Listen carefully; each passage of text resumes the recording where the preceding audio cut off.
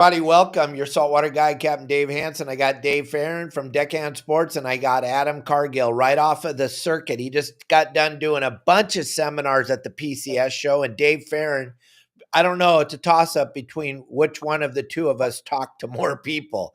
It was unbelievable, the show, right, guys? Wild show. Such a fun time. So fun. Best show we've had, all things considered. Yeah, so many people. It was busy. It was just busy. Yeah, it was so incredibly busy. And those of you that didn't get a chance to talk to me or Adam or Dave Farron from Deckhand Sports, we wanted to talk to all of you. And I know there were people standing in line to talk to us. We apologize. But what's really cool, guys, is now Bill's going to do the show in Del Mar too. So holy moly, get ready, Del Mar. We're coming to Del Mar. It's going to be insane. That's going to be wild to see all the people down there that we didn't get to see. The thing about it is trying to drive up to Orange County. I understand, especially on a Thursday or Friday, the traffic's just crazy. But if you can jump into Del Mar, a lot of people are going to enjoy that. I'm excited, even if it's the same amount of people. Give us some more time to talk to people and not be such a flurry. But I imagine it's going to be just as busy. Yeah. What do you think, Adam? What do you think of Del Mar? I think it's a great idea. You know, I mean, I know everybody was upset that they didn't get to go to the show when the other show was canceled, when the Bart Hall show was canceled. So yeah, it'll be great to get that demographic there, and they won't have to drive and see us in Orange County. Absolutely. I'm super excited about touching that audience down there. I haven't done anything in Del Mar in like 5 years since I moved to Cabo because there just wasn't that big of a turnout for the hall shows there for some strange reason. But what everyone just saw at the PCS show, I guarantee you they're coming. I'll guarantee you they're coming to the Del Mar show. And Dave Farron, you better be ready, baby. Your kill bags have made a huge impact on this industry because I believe you've done something that only Elliot and I have really tapped in on. You've done something with the social media thing that the industry, they don't get it. The industry doesn't understand what you and I are doing. And all they had to do is go by your booth or my booth. And then they're like, why are so many people there? Social media, gang. That's why. Check this video out that we made in your booth when you were going to the bathroom. You're going to love this. Yeah. All right, gang, your saltwater guy, Captain Dave Hansen. We're over here in the Deckhand Sports booth at the Orange County Fairgrounds and Pacific Coast Sport Fishing Festival. I want you to see all these phenomenal products they have in the booth here. This is one of the best kill bags on the market, if not the best. These things, the zipper system on these, second to none. One hand, you can open and close this. You don't need to push it closed. You don't need all that garbage. The zipper system is phenomenal. Also, the phenomenal amount of tie downs. Everywhere there's a tie down. Every boat is different. So you need to have plenty of tie downs to tie these things down. Deckhand Sports makes a phenomenal product. Look at these little ice chests. These are awesome. Carry around the little backpacks. Where are the backpacks? I need a backpack. The big benefit of this one is say you're on these cool little backpacks. You see us on the live shows throwing our lobsters in here. Then you just throw it on your back and walk up to your car and go home. Pretty badass. Look at that. And they got big ones. They got small ones. They got that. Come over here, Elliot. Look at it. Here's the new air coffin that we show on the show every day. This is an unbelievable product. It goes right in this nice bag. You can carry it on and off the boat. Very easy. Look at me. I don't even have any muscles. I'm holding it up with one hand. You throw it on the deck, pump it up. The pump comes with it. You pump it right up, and then you got this killer ice chest ready to go. But it's not an ice chest. It's the Deckhand air coffin. Check it out. Go to deckhandsports.com and see all the phenomenal products they have to offer.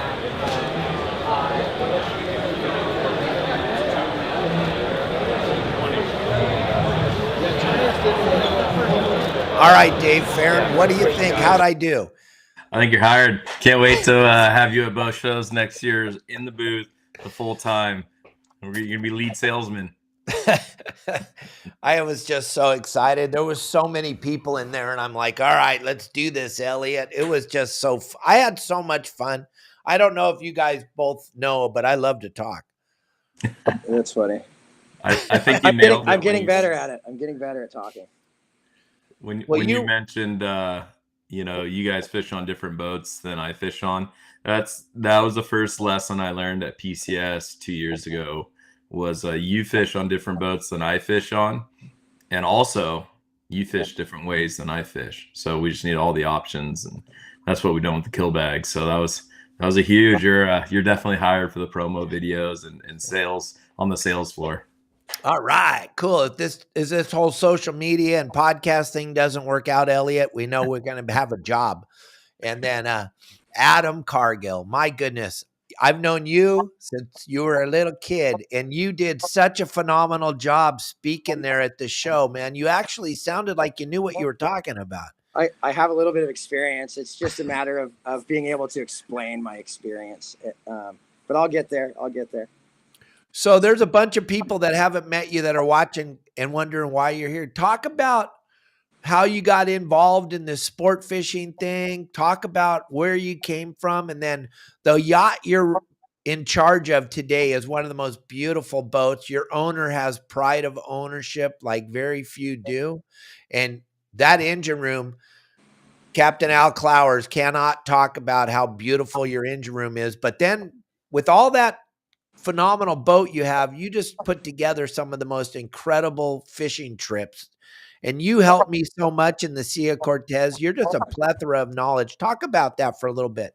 Okay, so I'm very fortunate to have started fishing when I was about a year old. My father was taking me fishing when I was still in diapers, and I was instantly passionate about it. Even as a 4-year-old, 5-year-old, I was carrying fishing rods around the house, rigging or making lures of my own at a very young age, and it's my number one passion, and that turned into me working on boats at a very young age. I was down at Dana Wharf as a 12-year-old, just as a pinhead.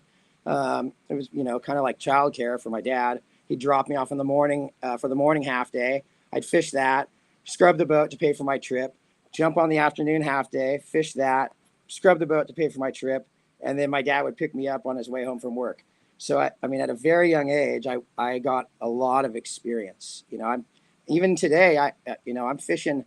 Even in the winter when I'm not saltwater fishing, I'm fishing about 2 days a week, and that doesn't include bay bass and everything else. But seriously fishing about 2 days a week during the winter, and then come season, I'm out every weekend for 3 to 4 days, or at least every other weekend. And then when our season ends up here in California, we usually go to Mexico for the fall. I lived in Cabo for 10 years, so I have all that experience also. I would consider myself a very well-rounded fisherman, and it's kind of my goal in my fishing career is to be known as one of the most versatile fishermen around. I think you need all of it. It just makes you better at each one. Yeah, and they had you up on the stage talk. I mean, there's not a lot of guys I will fish with. I'll fish with you anytime saltwater fishing, but you were on stage talking about largemouth bass, and my goodness, you are so knowledgeable about the freshwater fishery. It's absolutely incredible. I know you could go out there and fish the circuit if you wanted to. The amount of knowledge you carry around with you on the freshwater and the saltwater side is just absolutely spectacular. I love listening to you, buddy, because I know you're like me. I know where you came from. You worked with my sister for quite a while. She loves you. Years. My sister loves you. And I love Donna. She's great. Yesterday, and I hope I'm throwing you under the bus right now, Elliot, Please but do. yesterday my sister got Woman of the Year award, gang. Again, she was Woman of the Year for the state of California. She just won Woman of the Year again. She got this beautiful plaque. It's incredible. That's awesome. Hopefully we can show you guys that in a minute. And then everybody that came out, there it is. Wow. Look at that. There's my little. It's kind of gnarly, right, Adam? Yeah, very cool. Very cool. She's definitely following in your father's footsteps in that side of the industry. That's for sure. That's She amazing. she gives back like nobody's business, gang. And there was a few of you asking, where was Donna yesterday on that fishing? Donna's the reason why we were all there yesterday on that fish and game commission meeting. And she was popping in and out. Why she was there winning this award, she had her phone going on the side. She's just an unbelievable. I can't believe how hard she works and how good she takes care of her crew, right, Adam? You're no firsthand.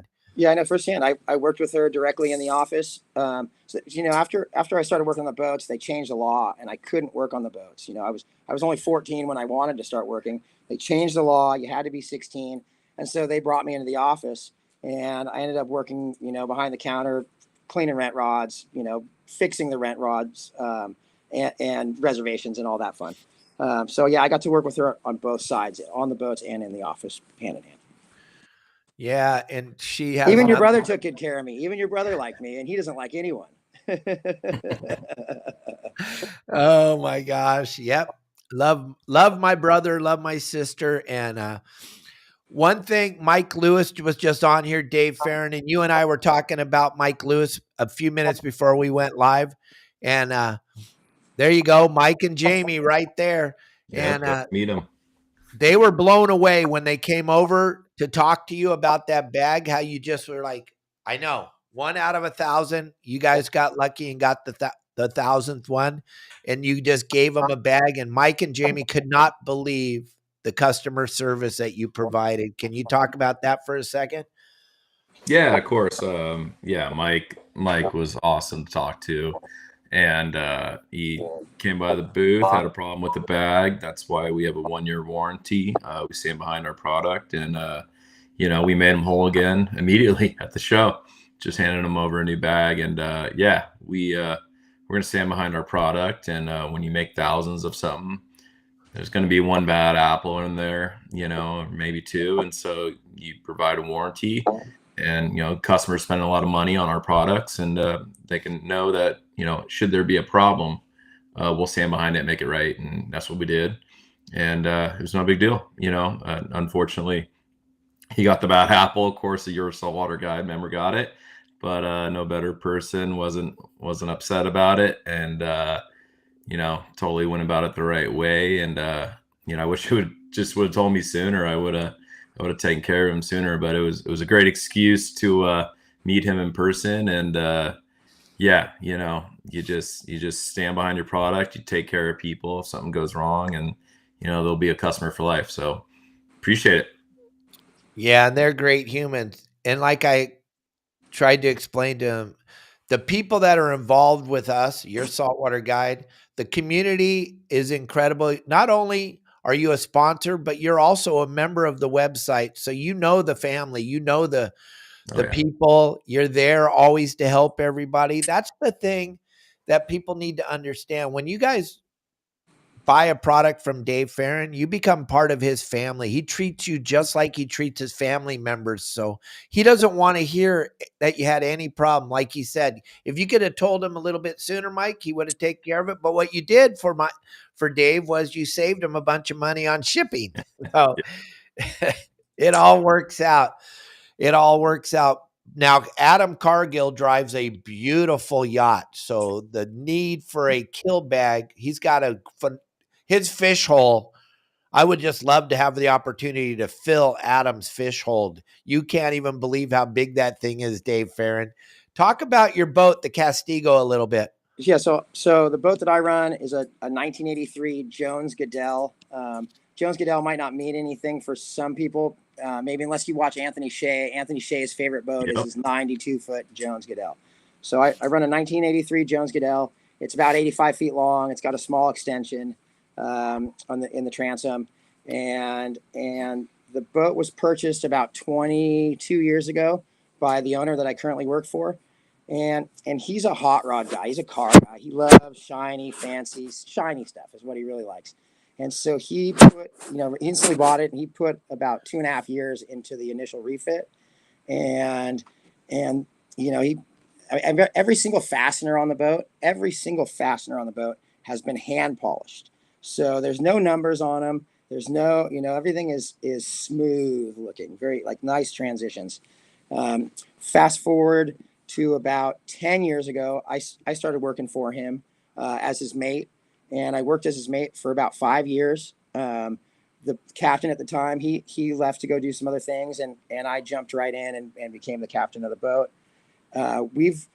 Since I've been running the boat for about 5 years now, we've done two more refits. We did an engine room refit, and then last year we just painted the boat. So I've got about 5 years. I've got about 3 of those years I've been in the shipyard, doing beautification essentially and upgrades. We've got an Omni, we've got all the latest and greatest electronics you could ever want. I have no budget, right? I have no budget. My boss tells me to just make it the best. And that's a pretty easy way to work. And I work with my best friends too. My first mate is my best friend. We've known each other since elementary school. His younger brother fishes with us from time to time when we need 4 guys. And then I have an awesome chef whose name is Jeremiah May. He's close with Al Clowers. We have a really good team, and that's probably why we do so well, because our team is just phenomenal. We all work really well together. And the thing about you and your boss, gang, I've been in this industry for a very long time, and there's a lot of guys that own boats. There's very few owners that like to fish like Adam and Dave and I do. And Adam, you got lucky, and you're working for a guy that loves fishing almost as much as you and I and Dave Farron love fishing. And that's a big plus for us, because you get to go fish. And fish. The boat's not sitting at the dock. We do a lot of maintenance work. We're constantly cleaning and polishing, and there's a lot of maintenance work, but we get to use the boat. I don't know how many days I did last year off the top of my head, but as soon as I'm done with the shipyard period, we're putting a teak deck on the bow right now, which is crazy. People are like, "You're putting a teak deck on the bow?" Well, it looks really pretty. So we're putting a teak deck on the bow. We'll be done about May 1st. I'm going to head straight to La Paz, and we're going to go rooster fishing for probably 14 to 18 days. We'll be down there for 2 months, but we're going to do 2 rooster fish trips exclusively. The boss he wants to catch his bucket list rooster. We'll do that, and then we'll come right back home, and we'll fish for bluefin from July through October before we go back down to Mag Bay. Now we're talking. And you know what, guys?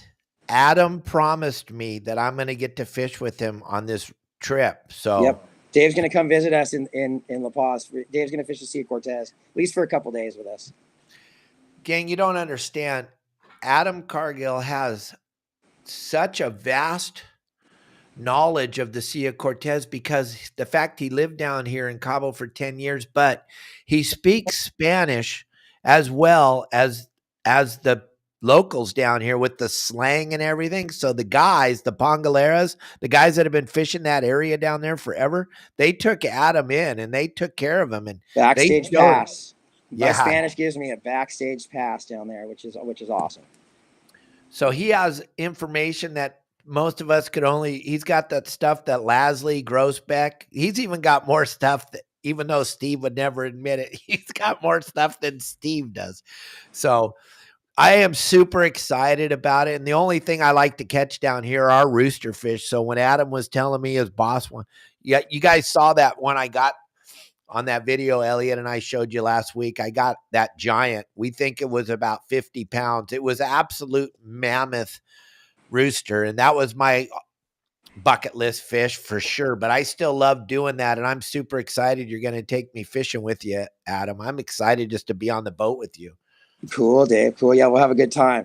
Yeah, rooster fishing is pretty special. You can do it right near the beach, and even from the beach. They get huge, especially in that area. I mean, that area is known for 100-pounders, where I'm going to be going. Not that it happens every year, but there's a real good chance if we put in the days, there's a real good chance we'll see a 60 to 70-pound fish.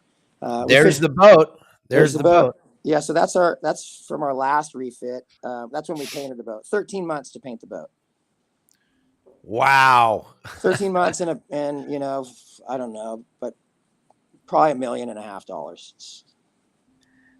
Adam, I got a question. Where'd the name come from? So the name, my boss is Portuguese, not born in Portuguese, but his family's Portuguese, and castigo means in Portuguese means like what goes around comes around. In Spanish, it's more like punishment. Good punishment or bad punishment. I call the boat punishment in my mind, just because it's a lot of work. The work, not the ride and the comforts. Yeah, the ride and the comfort's incredible. We can go fishing. We're pretty much self-sustained. We can fish for. I just did a 21 day. I did 21 days. We touched the dock one time. We didn't even take on fuel. We can go and go and go. Amazing. Which is nice. Yeah, it carries 4,000 gallons of fuel. I've got about 2,600 miles of range, and huge fish hold that we turn into a refrigerator. Huge freezer that I can carry all the bait I need, all the chum, all the bait, all the flying. It's a little battle wagon, that's for sure. Big battle wagon, really. I don't think you're our target demographic for kill bags then.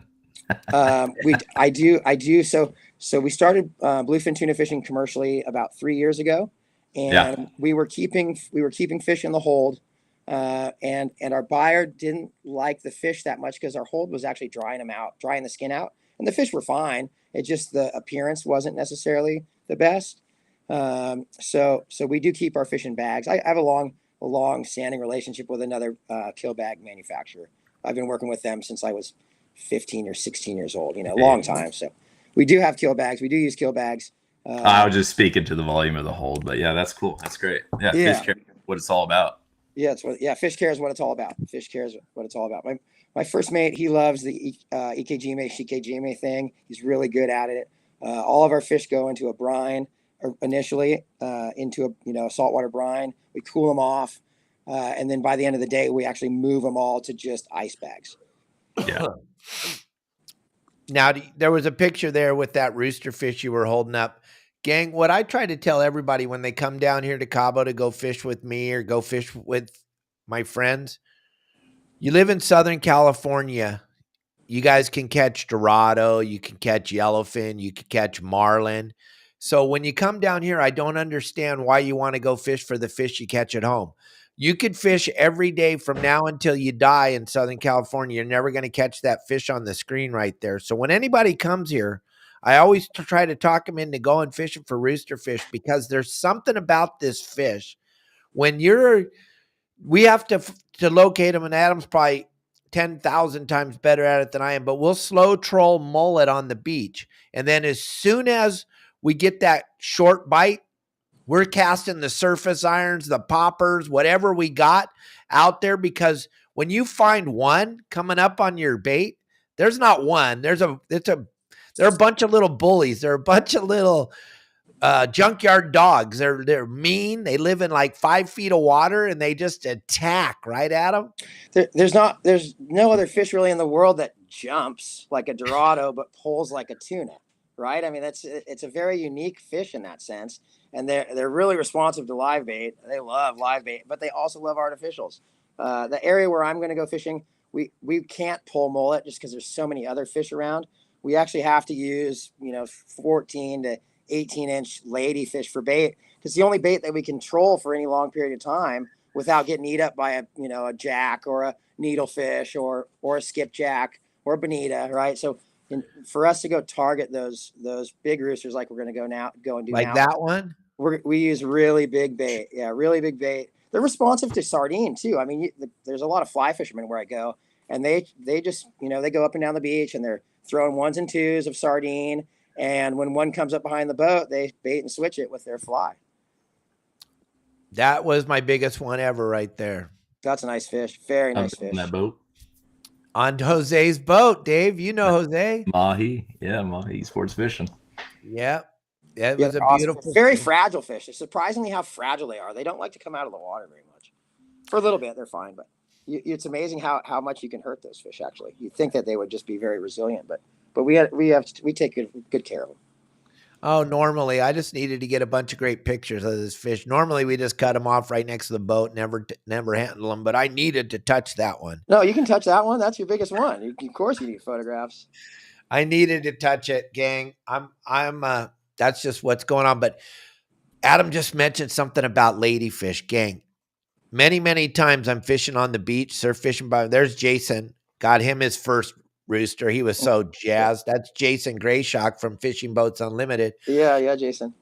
And when I'm fishing on the beach on the East Cape and you get a ladyfish, it is the most incredible thing in the world. That little ladyfish starts jumping all over the place because there's these giant monster rooster fish. They also actually look like sharks chasing those poor ladyfish around. Boy, do they love those ladyfish. They do. Ladyfish are harder to catch than the roosterfish sometimes. I mean, they jump so much and shake so much. They'll shit. You know, you can catch them on a, let's say, like a small crocodile, small spoon. But you usually hook them pretty well with that treble hook. They jump so much, they shake it, or they end up bleeding and they die. So I actually fish, and it's something that the Pongueros taught me in Muertos. I actually fish a half or a 3/4 ounce sliding egg sinker and a long offset shank hook, and we scuff up the weight to make it shiny. You know, take a little sandpaper, Brillo pad, or pliers, and scuff it up, make it shiny. And with that long shank hook, when you do hook a ladyfish and he starts jumping, that weight just slides up the line, and he's got no leverage to shake the hook. That's how we actually catch him, is with just a weight and a hook, no bait. Okay. Yeah. Well, that's how we used to fish those albacore. You take that sinker and you scuff it on the deck on the non-skid to make it shiny. Yep. And when you shiny. When you do that with your piece of lead, it puts a little shine on it. That's been now I got a little in on it, because that's the hardest thing. Like Adam was saying, to keep that ladyfish on your hook. The thing's just a spaz. They look like a piece of string to begin with. And then they're jumping a million times because they don't like that hook in them, right? They jump like a tarpon, shake their head, shake their gills, jump like a tarpon over and over and over again. And it's hard to keep them on the line. So we usually, when we're fishing for big roosters, we'll catch one or two. They don't live well in the bait tank for very long either. So we'll catch one or two and get them on the hook right away and move just off the beach to the break. Move from, let's say, 15 to 40 feet of water. So and we just sometimes we're just fishing one bait at a time, almost as if we were black marlin fishing. That's how we're fishing for those roosters. Catch the bait, bridle them up, get them out, and then go to the edge. So what? I'm going to just ask, you and I are talking about rooster fish, and the rest of the people, you guys can listen in. Here's what I want to ask. This is what I've observed, and maybe I'm totally wrong. The way we fish sea bass on the beaches at Catalina and Clemente, where that green water is mixed with the brown water, it's making like a little tornado.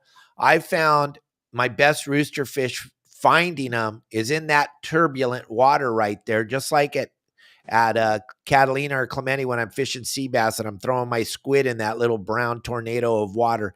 Do you find that a lot when you're fishing roosters? Yeah, I think so. The area I fish is pretty clear, but I think that you get that turbulent water is actually from current. So there's a presence of current there, and if you fish long enough, you need some current for fish. That's how big fish are able to feed. They have the advantage in current over the bait fish. And they can literally just wait for their food to come right to them. And John Stanley, I'll see you in a couple days. They're on their way down here to Cabo on a cruise ship right now. They're going by Cedros Island. And then Lisa, no, the spines are not poisonous at all. Those spines are what allows them to fish so good in that surf, because it's like a big rudder. Yep. And then Adam will tell you, there is the bite on the kite for that bluefin is pretty exciting. Also, when that rooster fish comes up behind the boat and their fin is out of, it's very exciting. Pretty addictive. It's very addictive. Great surface fishing, and it's a surface bite, and that's why. That's surface bites. All the surface bites are fun. Even the largemouth bass surface bites get me as excited as a bluefin bite sometimes. Did you get to witness that with Jose at all, Dave? Oh yeah, you just see the fins going through the water, or the spikes going through the water, and you're like, "What is that?" When you've never seen it before, you see something. You think your eyes playing with you, and then all of a sudden you're like, "That's a rooster!" And boom, it hits. And we got a couple. I awesome. Think they may use that to corral their fish too. When they work in a team, those fins go up, and they use those fins to corral bait, just like a sailfish even too. Sailfish does the same thing. When he's feeding, he puts that big fin up, and it's just bigger presence, right? It's like a wall. They're putting the wall up, so it's like a fence, like a big picket fence. Yep. I was out of my skin. I'd never seen it before. I didn't know anything about it. sent me out with Jose. We went down to the Pacific side, and we were pitching some baits and some pretty. We were in the surf with his boat, and nobody was home, and so we slid back to, like you said, about 40, 50 feet deep, and got on the troll. And then after that, a minute, 2 minutes trolling, and boom, we're seeing these flutters in the water, and the spikes come out, and we're seeing 2, 3, 4, 5 at a time, and both rods just ping, and it was on. That's fun fishing. That's fun. Yeah. It's really addictive, gang. If you ever get a chance to come down here from Mag Bay down, you got a very good chance of catching those fish. And once you do it, you're going to go, why did I waste time catching a marlin? Or why did I waste time going yellowfin tuna fishing down here? Because you could do that at Catalina. You can catch a yellowfin at Catalina. You can catch a marlin or a dorado. When you come down here, you want to catch exotic stuff, right? Yeah. Wahoo and oysters on the beach. And then Adam fishes wahoo over there at Saravo in pretty shallow water, gang. You guys thinking about wahoo fishing? It's a structure fish. Can we talk about that for a minute? Yeah, we can talk about that for a minute. So Saravo, the south end of Saravo is called Punta Azul. That's what the locals call it. And that's the shallowest place I've ever caught wahoo. A lot of those fish that we catch are in less than 10 fathoms of water. It's very seasonal there, and it's usually moon dependent. It's also one of the few places where I've caught wahoo really well on a full moon. We seem to do better on a new moon, like at the Ridge, Mag Bay area. But Saralvo, and I'll give you guys some tips here. I'll give you the juice. So December full moon is really good, and then also March through June, the full moon at the south end of Saralvo, great place to fish for wahoo. It's a popular place to fish for the locals. So we're generally not using wire or cable. We call it suicide tying. We're usually using just a straight tie rig to get more bites. But it works for us, out of, let's say 7 hookups, you might have 1 bite you off. And that's when we're fishing the diving plugs, like Rapalas or Nomads. Yeah, that's kind of what I wanted you to talk about, because when I got down here, the boat I was running at the time, we were spending 5 months up at La Paz, and I was like, Adam, and then you turned me on to that, and you were like, you won't believe it, Hanson, and you gave me some numbers, and you told me where to go, and that's why I wanted to talk about it, because I would have never in my wildest imagination gone in there and drug.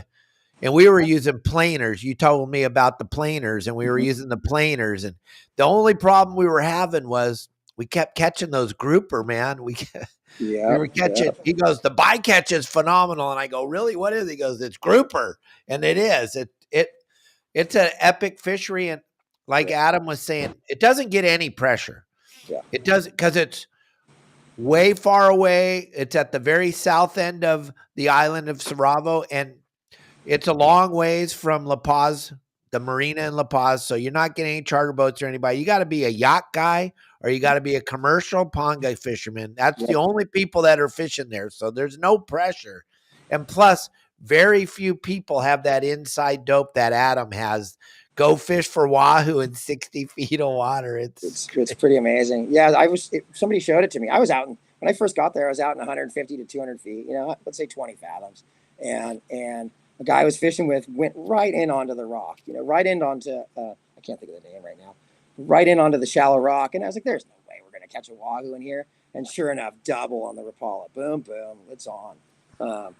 Pretty cool. And the other bycatch you get there is big amberjack. I mean, big amberjack sometimes. There's a lot of Kubera snapper there.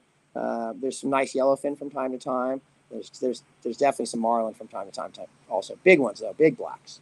400 pounds plus. And a lot of Dorado in that shallow water. I couldn't even believe it when we got in there. The first breezer I saw was straight Dorado in like 40 feet of water. Yeah, different players. What is going on here? And I was so blessed that you turned me on to that thing. And we would leave the harbor in La Paz at 5 o'clock in the morning and just do 30 knots all the way down there. And every time people were going, should we slow down and fish around here? I'm like, nope, we're on a mission. I'm going right to their house. Yep, right to the spot. And it's so weird, gang, when you're there, because it's all pinnacles and there's all kinds of current and swirls. They look like boilers. If you don't have the inside information from Adam, you're thinking you're running over some rocks or something, because that current, I know now why everybody lives there. That current is insane on that end of the island. Yeah, very good fishing spot. Very good fishing. And then you've got so much other stuff like that while you're doing that. And we saw you many days on the backside of Clemente just wailing on those big bluefin. Your boss, that's what I was saying earlier. Adam's boss just loves to fish, and he allows Adam to take him fishing. And I'm not taking anything away from all you guys that own yachts. Thank you very much for allowing us to work. But it's pretty special, those of you that are bosses that are listening, when you allow your captain to take you fishing instead of telling him where you want to go fish because you read a magazine on your jet while you were flying down, written by someone who's never fished before. It's pretty amazing. I've seen so many different things from owners, Adam, when they get there. And I'm like, where did you come up with that? Oh, I was reading Saltwater magazine, and Jimmy Joe Jack said that we need to go down there and drag ballyhoos backwards with the cut tail. And you're like, dude, let me fish, please. Yeah, and then you got Adam's boss, or you got Dave over on Fish and Chips. You get some Anthony Shea. You get some guys that really love to fish, and then you guys get to showcase your talent, which is pretty special. My boss is a pretty patient guy. You know, I mean, there's a lot of days where I have not caught him anything, but he gives me a couple of days, right? If I mess up on the first day, I got day 2 and day 3 to redeem myself. And so he is patient, and he knows I'm hunting. He knows I'm on the hunt for the right conditions or the right area, the right fish. And he lets me do my thing, which is really, really cool. Yeah, it's one of the most special things about working for a man like that is that you get to go fish, and you're still always learning too, Adam. I mean, I learn every day. When you put together this bluefin thing, when this thing showed up in 2015, it was like, wow, there's all kinds of different stuff we're going to do here. And I know how much you hate that Mad Mac because your boat doesn't go fast enough to. I can't go fast enough to get a bite on it. and I think it's more fun to get bit either in your hand, you know, or a kite bite, right? The kite bite's so much more fun. So we're not going to fish. We could stay up here and we could fish this spring for bluefin, but we decided to go do the rooster fish thing and get down in that warmer weather. We don't like the night fishing. I mean, jigging is cool and it's really effective, but I don't have a crew big enough to do it. You know, I'd need an 8-man crew to work, you know, around the clock like that. And with 4 of us, we fish so hard during the day. I mean, by the time dark comes around, it's like, what, we're gonna work all night for just 2 more shots at night. It's not like the fishing's better at night. You still only get 2 or 3 shots in that 12-hour period. So we're gonna opt out of the jigging thing this spring.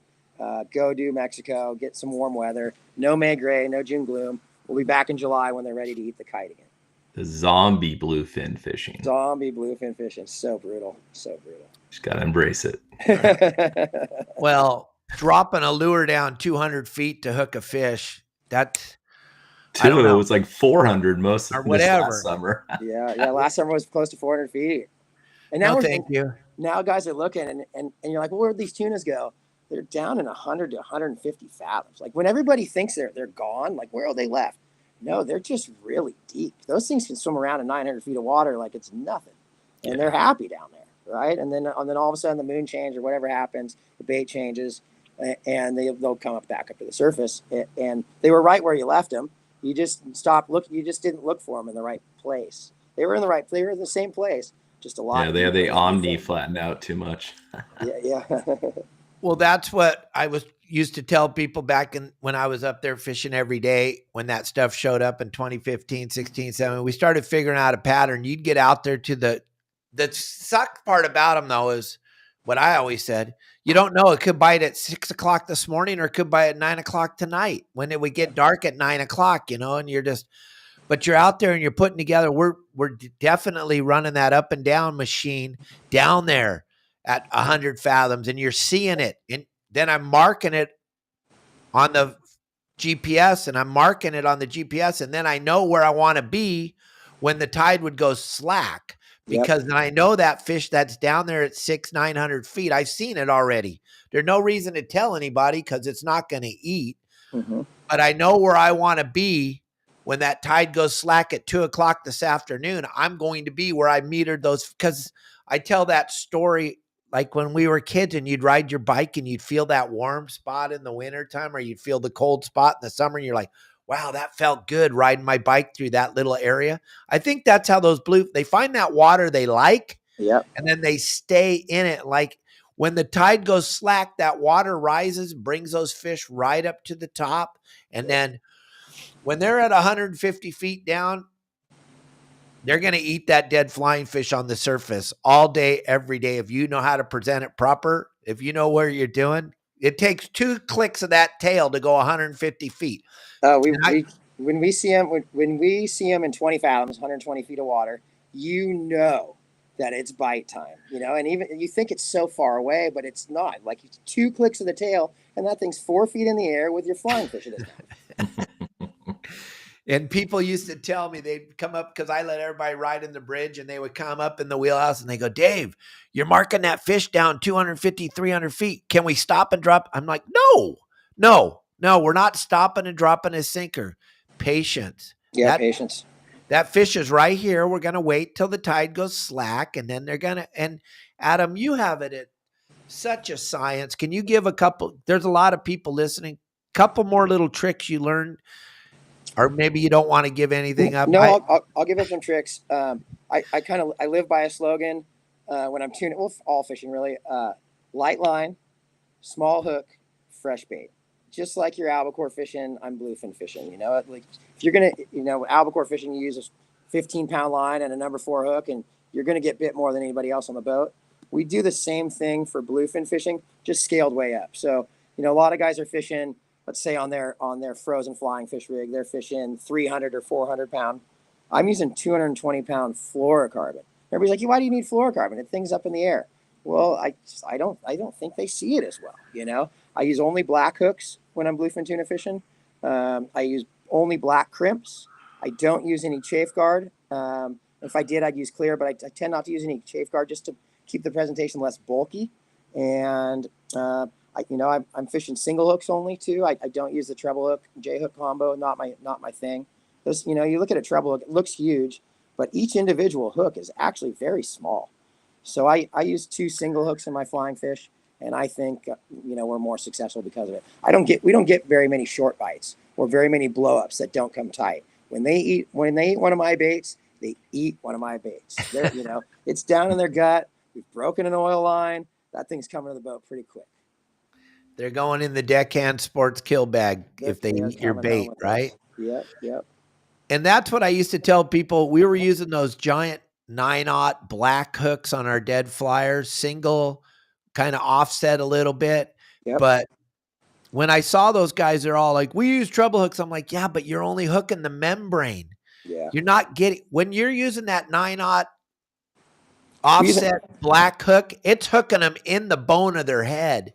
Owner offshore is the hook that we use. It's that black offset hook. So on the front, we usually use an 11-0 and a 10-0 in the tail.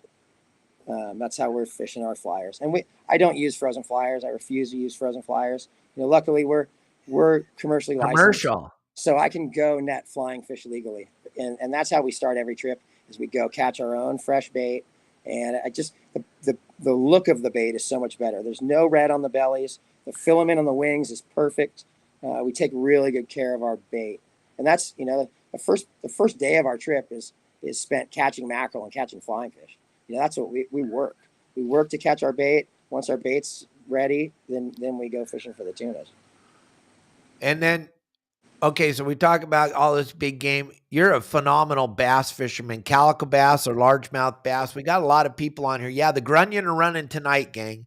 And that is one of my very most favorite baits for fishing bass. I love fishing calico bass with the grunion in South Laguna there off of Monarch Beach and Three Arch Bay, and throwing those grunion in the water, the white water, the turbulent. And we're using dead grunion, and I love that. And there's a bunch of people going tonight. Everybody that's on here, I see all your comments. You guys need to hook up together and get together and go do this grunion thing and go you're only allowed 30 per person. So make sure you got plenty of people with you and bag them up 30 in a bag. So when you go fishing, you don't get a ticket from the Fish and Wildlife, but it's a magical candy bait. Let's talk about Dave Farron. You take your boys fishing a lot on your boat. How much fun is it taking kids calico bass fishing? Oh, the bass bite's the best. Yeah, I mean, it's all action. It's the opposite of taking them tuna fishing. It's full action all the time. I mean, bit on every drop. So yeah, we're out there all year, you know. Yeah, you're teaching your boys the right thing. They're growing up outdoors. Right after the show today, Dave's taking the boys and the wife up to the mountains. You guys are going to Big Bear, right? Yeah, we're gonna go get some of that fresh powder. So nice. Yeah. It looks good. It dumped last night. It looks good. It's gonna be a long car ride. Some of the roads are shut down, but yeah, we'll be all right. Yeah, you'll get there. Yeah, little guys never seen snow and never skied, so we're gonna get them up there and get them. It's probably our last opportunity this year to do it, so we're doing it. Yeah, and the drive's gonna go by like that because everything's brand new for the little guy, and you and the wife are gonna be look at that, that's snow. No. You're gonna be pulling over. It's gonna be a pretty special day. But growing up on the boats, Adam and Dave Farron, taking your boys out on the boat. This is something I talked about at the show. We did a kids seminar I think it was the very first kids seminar ever done in Southern California, where two young men, Deckhand Ryland and Deckhand Fisher, ran the whole thing. I had nothing to do with it. We just let them loose on the stage with all the children.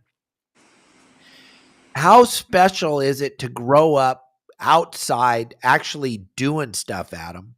Yeah, it's important. It's so important. I get in front of the computer and I death scroll on the phone sometimes, but I didn't have that growing up. I was always on the water. And all of those experiences as a young child fishing have all translated into what I do today. Catching calico bass is what taught me how to fish in the ocean. It teaches you how to cast, teaches you how to fly line a bait, teaches you how to feed a fish, teaches you how to hold the fishing rod properly. Calico bass translates to just about every other fish I've ever pursued.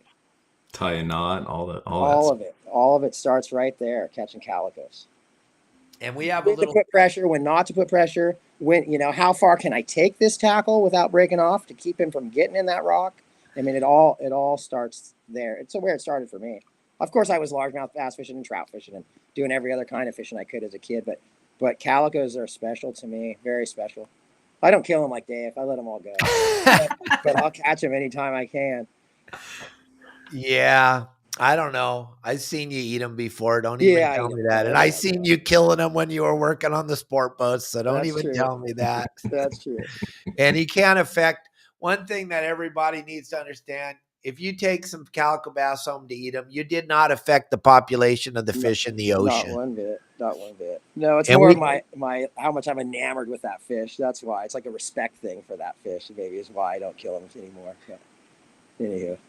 When I get one of those big calicos at Heroines to eat my bait, I think he's trying to tell me he wants to get in my frying pan. So I'm trying to do him the most respect I can by allowing him to come to my house and have dinner with Kelly and I.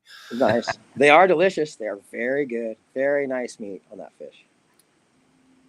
Let's show the video. Yeah, let's check out let's look around at some of the people that showed up at the show, guys, and supported all three of us. The three of us are super blown away by the turnout at that show and the love that we all felt. I am still on a big high from the show, gang. I cannot believe and Adam will tell you, Dave doesn't know me as well as Adam, but there's the most famous human being at the show. That is Amir K. Who had better hair in that picture, Dave or Amir? He is fresh off the tour with Theo Vaughn. Worldwide tour, came over to the show to watch Adam and Dave Farron and myself, and he touched all of us. And then he had the barbecue afterwards. Those that came to our barbecue Saturday night got to hang out with Amir. It was just kind of special. Like Elliot said, he's the most famous person in the building by far. And he hung out with us, which was pretty special. I'm still blown away. There's Mike and Jamie. What do you got, Adam? Oh, nothing. Just checking it out. Just looking at the photos. There's Rod Halprin from War Heroes on Water. Yep. Just so many people, so much. Hey, we were doing this simulator thing at the show. I want to show you guys this video. I was trying to teach people the proper way to hold their pole and the proper way to fight a fish. We got kind of shut down in the middle of it. Somebody didn't understand what we were trying to accomplish, told me I was going to break the machine. But can you show that video for a minute?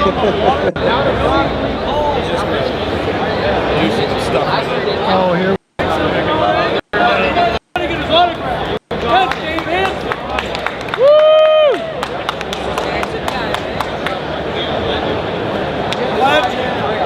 They're making it extra hard for Dave. There you go. Woo! Want to know how to fish? Ask me. We're chasing boats. Can you hear me? You can hear me? All right, gang. So I'm going to show you the proper way to do this. I've seen a lot of people do it wrong. This is how you hold a fishing pole. Left hand always goes in front of the reel, even on a Saturday. Okay? Index finger on the spool. Let him go. Fish is starting to take my bait. Are we gonna let him? He's taking the bait. I'm letting him eat it. I put a little tension on here so he thinks that another fish is trying to get the bait.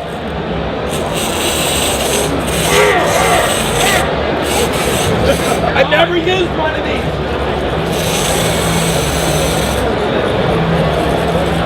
All you gotta do is bend the rod.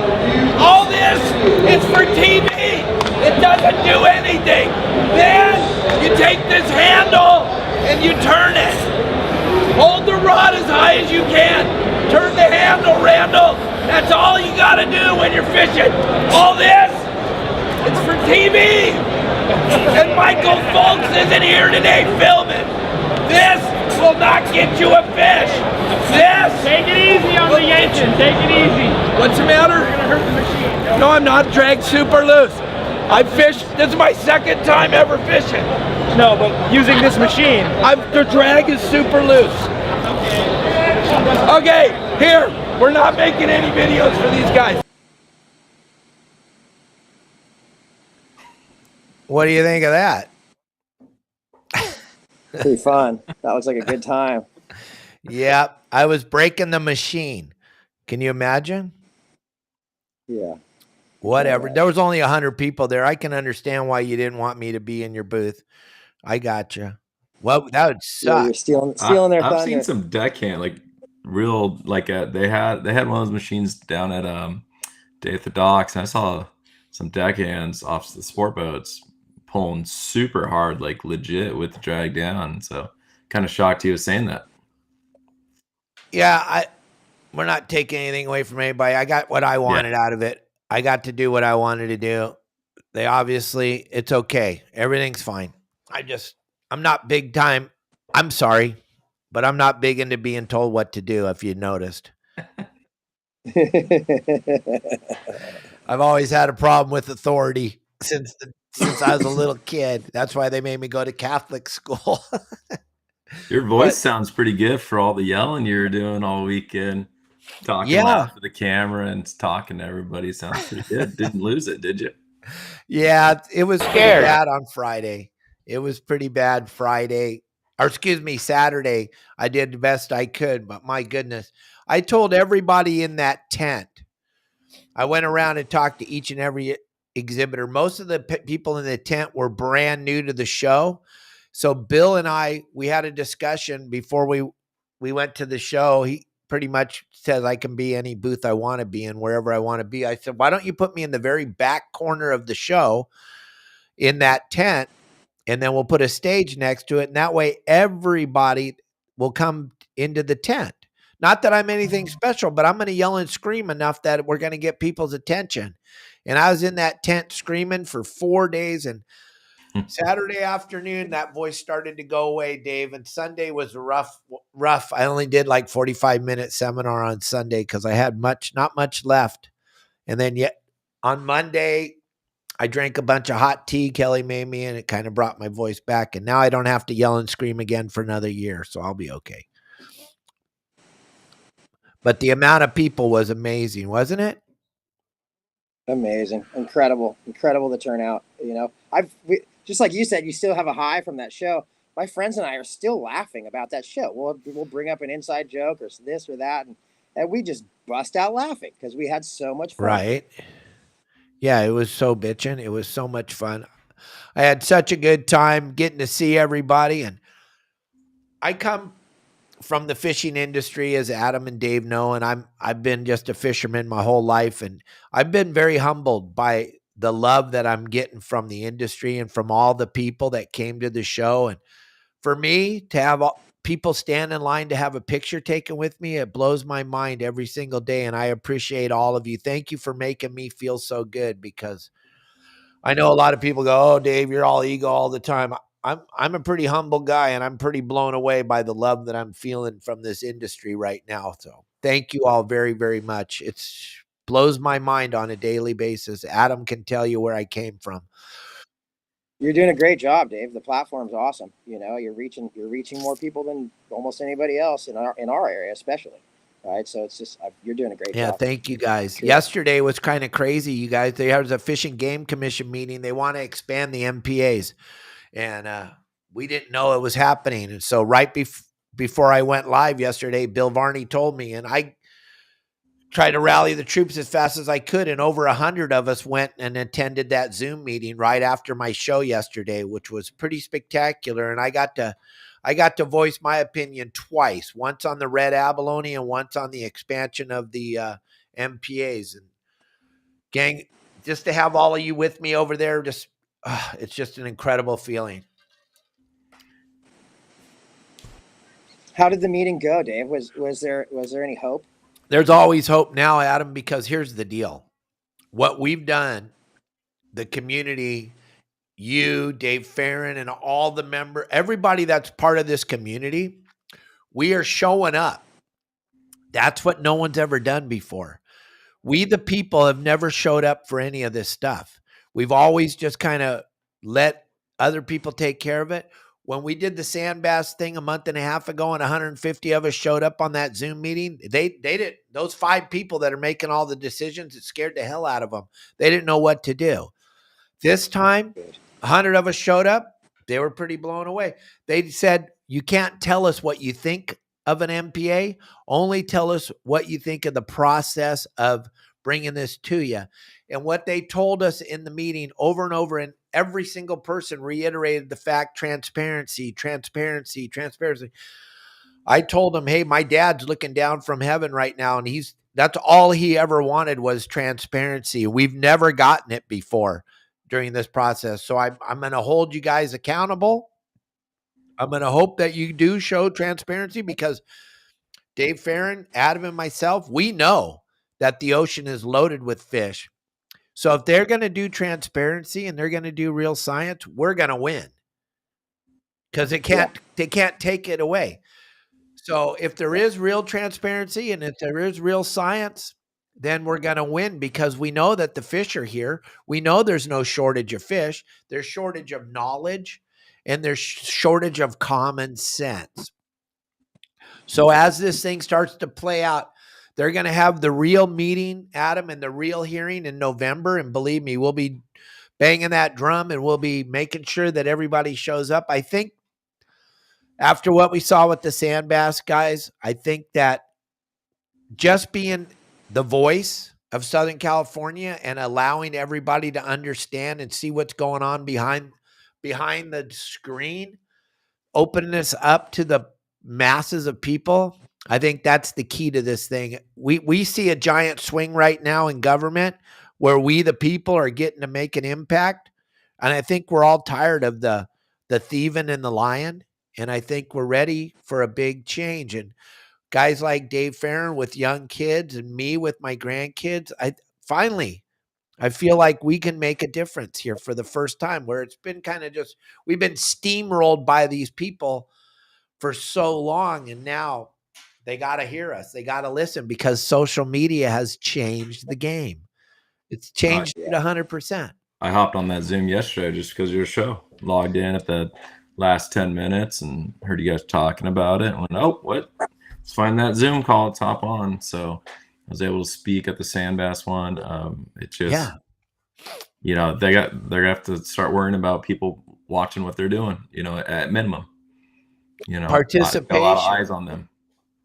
Yeah, I don't think it's about throwing money at it anymore. I think it's about participation now, Adam. I think it's just us showing up. Us showing up, and I'm going to make dang sure that we show up every time there's a meeting, every time there's a possibility to be on the Zoom call. What I learned from a lot of people yesterday was they had no idea that this stuff's going on, and it's so corrupt and it's so filthy and it's so dirty. And these 5 people that are making the decisions, they're never been outside. You look at them and you listen to them. They've never even been outside. It's crazy that these are the people making the decisions. So we're going to do our very best to hold them all accountable. And I've heard that when they do stock assessments of certain species of fish, the people who are doing the stock assessments aren't even really fishermen. You know, they're going to one area, they're picking out an area of the 14-mile bank, they're dropping down a bunch of bait, they catch 3 whatever's a tree fish and this and that, and well, and because maybe just because they're bad fishermen, they think that the red rockfish are no longer there. When in fact there's millions of them. You know, there's so many fish on our coast right now. Our coast is just loaded with fish right now, loaded with bait. Never seen so much bait in my life. I would say that the ocean's pretty healthy right now. I would say that our ocean is doing pretty darn good. And the way it used to be, there would be 20 people sitting at those desks. Now there's only 5 because there's a guy running the country right now that's taking away all that money, all that free money. You get to find out who's really worried about this ocean. As soon as they stop paying them, they all quit showing up. That's how much they care. They only are there for the money. That's the only reason they're there. They don't care about the ocean. We do. Dave Farron and Adam, they want fish more than anybody on the planet. If we don't have fish, Dave's not selling bags. If we don't have fish, Adam's not going to have a job. We care more about this fish than any of those non-government organizations that show up there with that money they stole from us. They stole our tax money. We just saw at the meeting yesterday, there's only 5 people up there. That's our opposition, gang. We can easily change what's going on if we all show up. Very nice. Very nice. And they didn't see me and Elliot coming. They didn't see this. They didn't see the power of your Saltwater Guide fandom. The people are the reason. If me and Elliot are the only 2 that show up, nothing changes. But you guys showing up every time we put the word out there, that's going to make it a huge difference. So thank you all. Everyone that's watching the show today, you're making a difference. You're making them think. They can't just take everything from us anymore. Those days are over. We're here. We ain't going anywhere. So thank you all very, very much. And Dave Farron, get in your car and get your kids up there to the mountains, buddy, and we'll do our best, and we'll see you guys next Friday. Deckhand Sports is always supporting us on Fridays, a huge supporter of my channel and of me and my wife. Thank you, Dave Farron, for being there with us for so long. I appreciate everything you do for us. Thank you. Thank you, Dave. Appreciate it. And Adam Cargill, don't leave me on the dock. I won't leave you on the dock. I'm actually gonna pick up my bass boat right now and get my tackle together. I'm fishing a tournament tomorrow at El Cap, just down the street from where the boat is, from the shipyard. So I'm fishing this weekend. Nice. And Matt Ryan, I see you now. I don't know. It's all fixed. You're on here. We see you. Everything's perfect. Thank you all very, very much for watching the show. Dave Farron and Adam, thanks for being my guest today. And Elliot, always thanks for producing such a phenomenal show. Thanks for having me, Dave. My pleasure, guys. Great to Thanks, see Dave. you. Thanks, Adam. You're welcome, All right, Dave. you guys. Yeah, Thanks, good to see you, everyone. Dave. Nice to meet you. Adios. See ya.